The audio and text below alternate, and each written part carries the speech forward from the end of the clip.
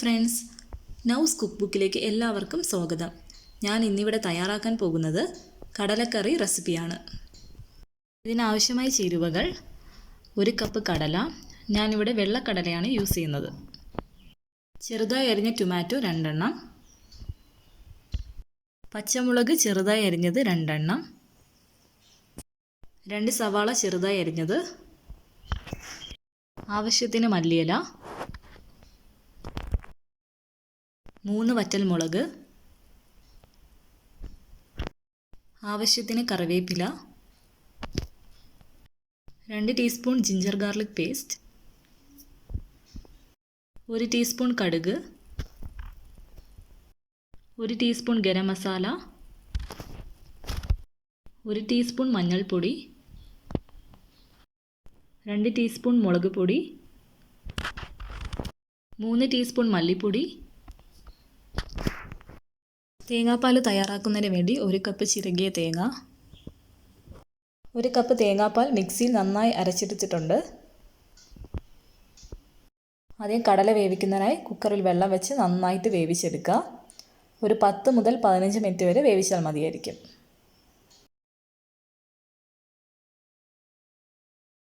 കടല വേവുന്ന സമയം കൊണ്ട് നമുക്ക് അതിന് വേണ്ടിയിട്ടുള്ള മസാല തയ്യാറാക്കിയെടുക്കാം. അതിനാവശ്യമായി നമ്മൾ 3 ടേബിൾ സ്പൂൺ എണ്ണ ഒഴിക്കുക. അതിനുശേഷം 1 ടേബിൾ സ്പൂൺ കടുകിടുക. അതിനുശേഷം കുറച്ച് കറിവേപ്പില ഇടുക. 3 വറ്റൽമുളക് ഇടുക. ചെറുതായി അരിഞ്ഞ സവാള ചേർത്ത് നന്നായിട്ട് ഇളക്കുക. സവാള നന്നായി വഴഞ്ഞു കിട്ടാൻ വേണ്ടി കുറച്ച് ഉപ്പും കൂടി ചേർക്കാം.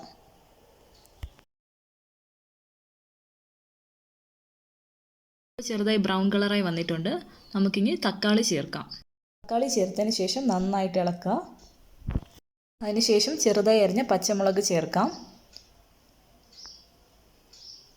എല്ലാം നന്നായിട്ട് ഇളക്കുക. 3 table spoon ginger garlic paste ചേർക്കാം. ഇനി എല്ലാ ചേരുവകളും നന്നായിട്ട് ഇളക്കി കൊടുക്കുക. നന്നായി വഴഞ്ഞു കിട്ടാൻ വേണ്ടി കുറച്ച് വെള്ളവും കൂടി ചേർക്കാം.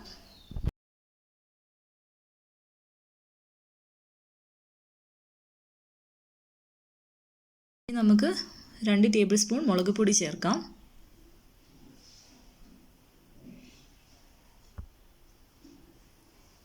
1 ടേബിൾ സ്പൂൺ മഞ്ഞൾപ്പൊടി ചേർക്കാം. ഇനി നമുക്ക് 3 ടീസ്പൂൺ മല്ലിപ്പൊടി ചേർക്കാം. എല്ലാ പൊടികളും ചേർത്തതിന് ശേഷം നന്നായിട്ട് ഇളക്കുക. നന്നായി വഴഞ്ഞു വന്നതിന് ശേഷം 1 ടേബിൾ സ്പൂൺ ഗരം മസാല ചേർക്കാം. ഈ സമയം കൊണ്ട് കടല നന്നായി വെന്ത് വന്നിട്ടുണ്ട്. വേവിച്ച കടല മസാലയിലോട്ട് ചേർക്കാം.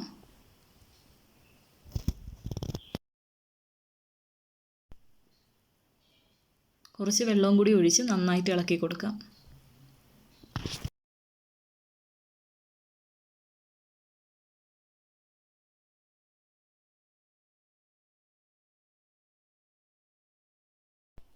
ഇനി ആവശ്യമായ ഉപ്പ് ചേർത്ത് കൊടുക്കാം.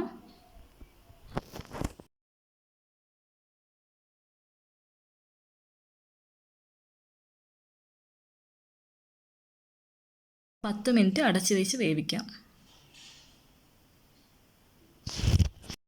കറി നന്നായി കുറുകി വന്നിട്ടുണ്ട്.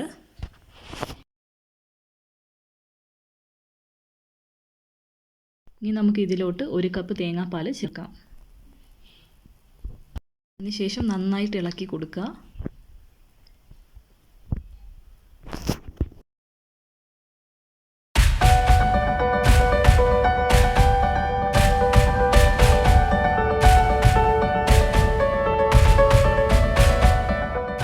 ഒരു 5 മിനിറ്റ് നമുക്ക് അടച്ച് വെച്ച് വേവിക്കാം.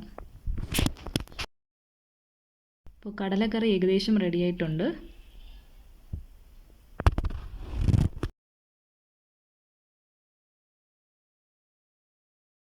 നമുക്ക് ആവശ്യത്തിന് കുറച്ച് മല്ലിയിലയും കൂടെ ചേർത്ത് കൊടുക്കാം.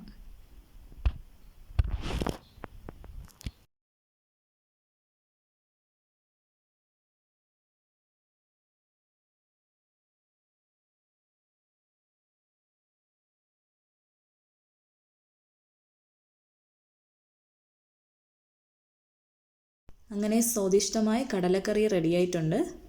ഇതെല്ലാവരും ട്രൈ ചെയ്ത് നോക്കുക. ഈ വീഡിയോ ഇഷ്ടമായെങ്കിൽ like, share and subscribe. Thanks for watching.